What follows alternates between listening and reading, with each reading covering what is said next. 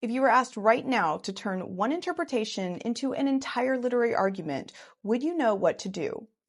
The thing is, many students can write a thesis and find evidence, but they've not really seen the process of developing an argument across an entire essay broken down step by step.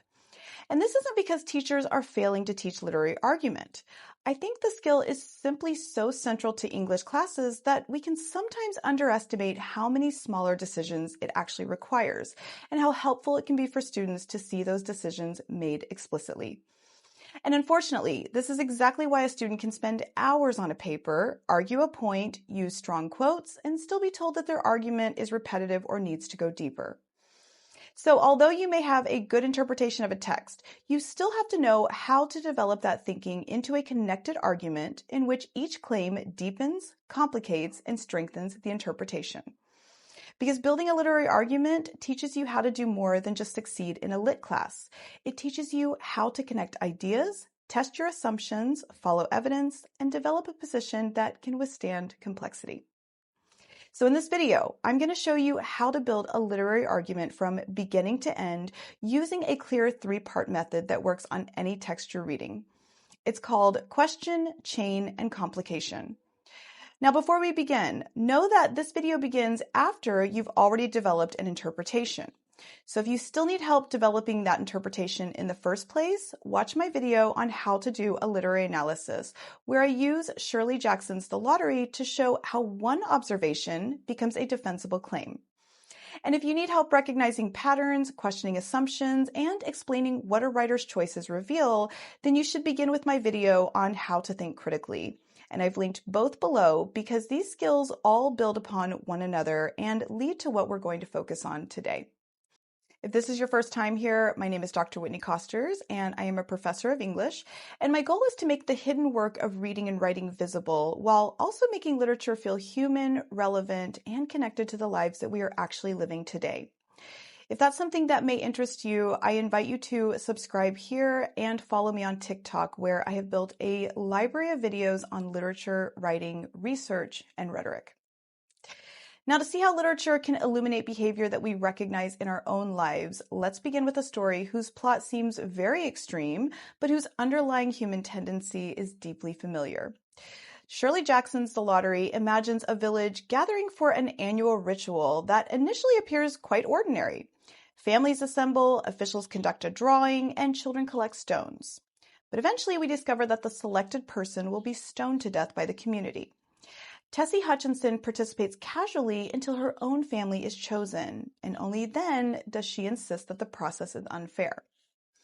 Now, while most of us are never going to participate in anything as horrifying as Jackson's Lottery, many of us follow inherited rules, repeat familiar practices, and accept what the people around us treat as normal. In my video on how to do a literary analysis, I use Tessie's changing response to develop this interpretation. Tessie's delayed protest reveals how easily people accept injustice while they believe themselves protected from it. This thesis gives us the central claim, but we still need to make a sequence of reasoning that makes this claim convincing and increasingly complex. This is where writers can develop tunnel vision, I think. Once they know what they want to convince the reader of, they may keep returning to the same idea instead of developing it. Each paragraph may introduce different evidence, but if the paragraph leads back to the same conclusion, then the essay is just accumulating evidence without building a fuller argument. So suppose one paragraph explains that Tessie casually joins the lottery, another that she protests after her family is selected, and a third that she shows no concern while someone else remains in danger. Now, while these moments differ, they all still support the same idea, that Tessie accepts the lottery until it threatens her. So the evidence has changed, but your reasoning hasn't. And this is the distinction we have to make when we're building a literary argument. An essay does not become an argument simply because it contains several pieces of evidence. A literary argument is a connected sequence of claims in which each claim changes what the reader is prepared to understand next. But before you can build that sequence, you have to identify the question that is going to organize and drive your reasoning. And that is why the first part of my method is the question. Now, every defensible thesis answers a question, even when the question hasn't been written down or you're not consciously thinking of it. So for our purposes and our thesis, the hidden question might be, why does Tessie accept the lottery until it threatens her? So write this question at the top of your page and resist the urge to answer it too quickly.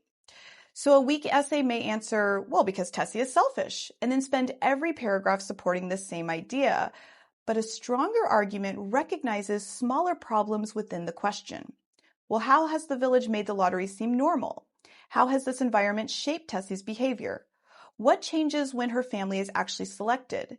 And what does her death complicate about our judgment of her? Now, the neat things about these questions is they create movement that push us beyond labeling Tessie and toward understanding what shaped her behavior, how it changes, and what makes it more complicated than it first appears. So turn your thesis into a how or why question, and then write 3 or 4 smaller questions the essay must answer before the thesis becomes fully convincing. Now, once you have your question, you're ready for the second part, which is the claim. Begin by asking, well, what does my reader need to understand before my thesis will make sense? In the lottery, we can't fully understand Tessie's behavior until we understand the community in which it occurs. So Jackson opens with children gathering, neighbors talking, and officials organizing the drawing. The ritual has procedures, roles, and familiar expectations. This calmness shows how violence can be embedded inside routine until the people carrying it out no longer experience themselves as choosing violence. And Tessie has totally absorbed this normality. She arrives late, she's joking with the villagers, and she joins her family without concern for whoever will be selected. Explaining the influence, though, doesn't excuse her. It just shows how community shapes her behavior while her participation helps preserve its beliefs. Next, complete this sentence. Before my reader can understand my thesis, my reader first needs to understand this. And then fill in the blank with the condition, assumption, history, or pattern that makes the central problem possible. Then ask, if this is true, what follows? So if the village makes the lottery feel ordinary, Tessie's participation becomes understandable. But if she's already accepted the ritual, her protest matters because she hasn't learned anything new. Only her position has changed. And if her position changes her judgment, then the essay must examine how personal safety shapes moral perception. And this is the chain. The village normalizes violence. This normality shapes Tessie's participation. Her changed position transforms her judgment, and her death complicates our condemnation of her because she is both a participant and a victim. Each claim creates the conditions for the next. So, here's a useful test. If you can rearrange your body paragraphs without changing the argument, then you probably have related ideas rather than a sequence of reasoning. Once your chain is in place, you are ready for the third and final part of the method, complication. So this is where you ask what your interpretation still fails to account for. Keep in mind that strong literature often resists a single moral label because people can participate in harm and still be harmed by it, and they can recognize the truth for selfish reasons and still be correct.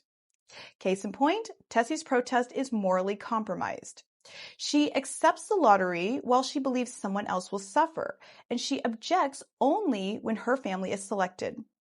But you'll notice that Jackson doesn't end the story after exposing Tessie's hypocrisy. The village stones her to death. Her earlier participation doesn't make this violence just, and her victimization doesn't erase the fact that she helped sustain the ritual until it turned against her. She is complicit in the system, and yet she's also destroyed by it. And once we hold both of these truths together, the argument has to move beyond judging Tessie alone and examine the system that makes her both participant and victim. Each villager helps preserve the lottery, but no villager is ever truly protected from it. Their participation gave them a feeling of belonging, even though the ritual depends upon the possibility that any one of them can suddenly be excluded, selected, and killed. What they interpret as protection is only temporary permission to remain inside the group. And now Tessie reveals something larger than just individual selfishness. People may defend harmful systems because these systems feel familiar, because responsibility has been divided among many participants, and because the consequences seem to belong to someone else. We do this in less extreme forms whenever we accept a workplace practice, family expectation, social convention, or institutional habit without asking whom it protects, whom it harms, or why it continues. Jackson's ritual is horrifying, but the behavior underneath it is deeply ordinary. So that is the purpose of complication. It doesn't weaken your interpretation, it simply prevents you from making the claim easier than the text allows. Interpreting Tessie only as a selfish hypocrite overlooks the fact that her final judgment is correct.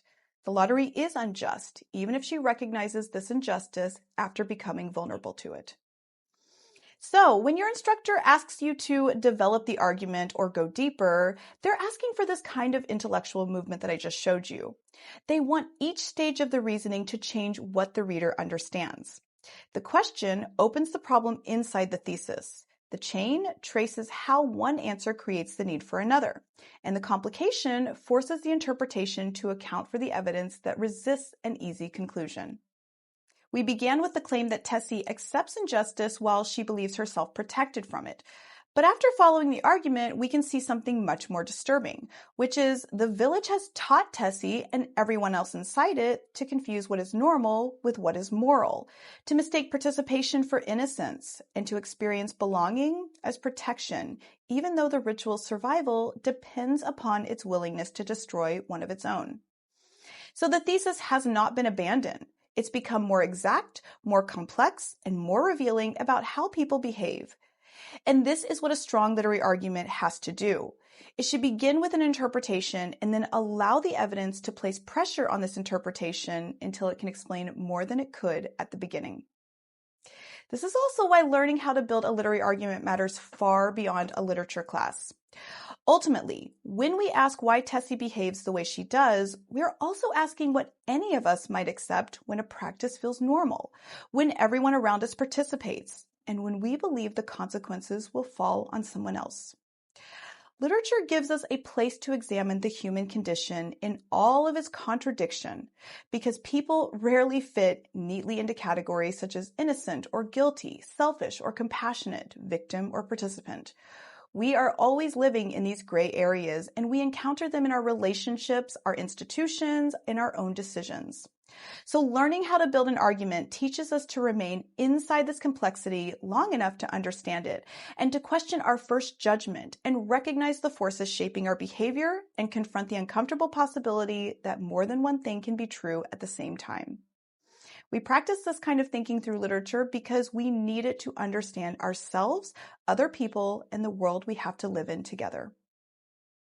So if you want the complete process from reading and thinking critically to developing an interpretation and then building an argument, watch the 3 lectures in order: critical thinking, literary analysis, and then this video here on question, chain, and complication. And as you work through them, remember that the goal is never simply to produce a better paper. It really is to become more attentive to complexity, more honest about contradiction, and more capable of understanding people, including yourself.